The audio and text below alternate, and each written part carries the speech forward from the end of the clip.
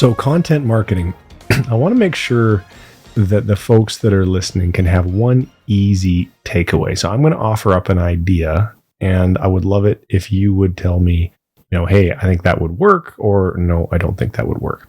You said that you like to lean into whatever Amazon is pushing. So Amazon's continually changing their platform. They're continually rolling out new things, new methods of advertising, so forth and so on. What if I was to create, and maybe you already do this on your YouTube channel, because I know a guy that does, so I do know that this works. You simply are then using your YouTube channel to teach back in your own words all the new stuff that Amazon's rolling out. It's kind of like the commentator approach. Amazon says, hey, we got this new thing. And your job is to say, hey, guys, Amazon's got this new thing. Here's how it works. Here's what it means. Here's some of the caveats, blah, blah, blah, blah, blah. And you teach that back in a video. Is that a strategy that you use? It's a perfect strategy. And yes, one that we use.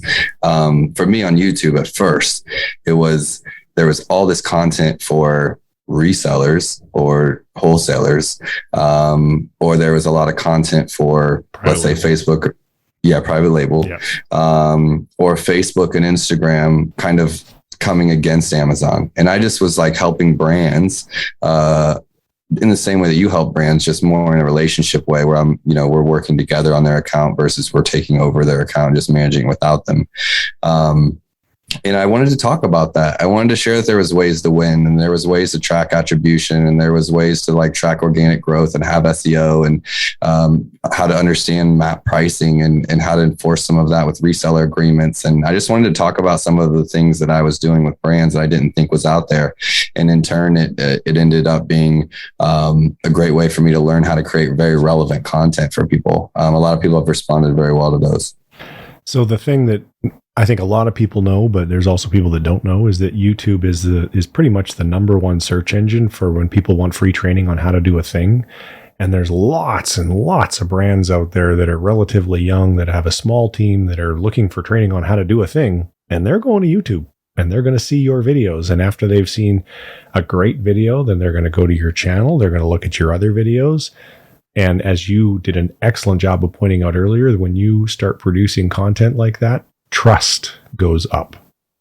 And with trust comes opportunity. So Drew, the folks that reach, do you know this off the top of your head, and if not, your best guess, of your inbound activities, what % of the clients do you think are coming as a result of the YouTube channel? 0. And here's why. Let me explain. That was a dramatic pause. Oh, that sort of blows a hole in what we just talked about. No, but listen. Okay, so for me, the YouTube channel, from what I can attribute, is someone will hear about us.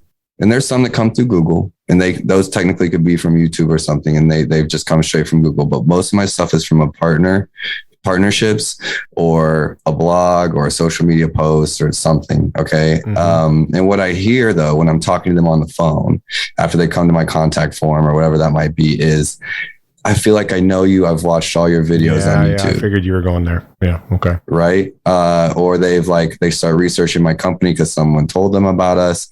They search me on Google and then my YouTube videos come up because they rank very high in Google, and they watch a few of them. I don't know which ones they watch. They don't reference exact, but they feel like they know me, mm-hmm. and they feel like maybe something that they care about is spoken to in some of those videos, and they reference them a lot. So I'm not sure that they come in from finding me on YouTube, but I know for a fact that YouTube has something to do with me closing the deal a lot of times, if I can put it that way. Oh, you can absolutely put it that way, because I've had the very same experience, because I produce a lot of content on YouTube as well. And I remember I launched a coaching program about a year ago in this space, and I would start the call. So people would go through and they'd find me some way, somehow, and they'd book a call with me. And instead of it having to be this long, drawn out sales pitch, oftentimes I would say, how'd you find me? Well, I found you here and I watched a bunch of your videos on YouTube. Oh, well, have you already made the decision to join, or do you need me to explain it to you? No, I'm ready to go.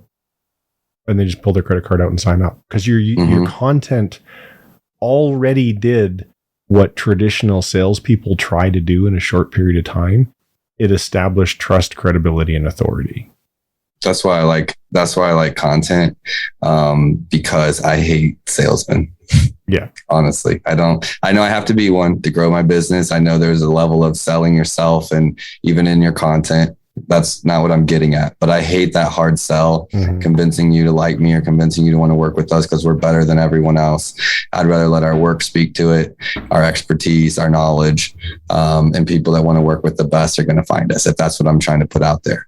So for me, it's a way that I've found to work outside of that, like that hard sell. And I have done outbound marketing and been successful with it. It's a different conversation on that sales pitch versus one that's coming in from maybe a referred partner or someone that's been, ingesting your content. Cause it's kind of new for me. The podcast for me, a Startup Hustle, being a host on Startup Hustle started in 2020, toward the beginning of 2020. So a year and some change. But hearing someone say that they've listened to all my episodes, or like got on the YouTube and watched the YouTube and then get on the phone with me and I'm talking to them about references and they're like telling me, no, they don't need to do that.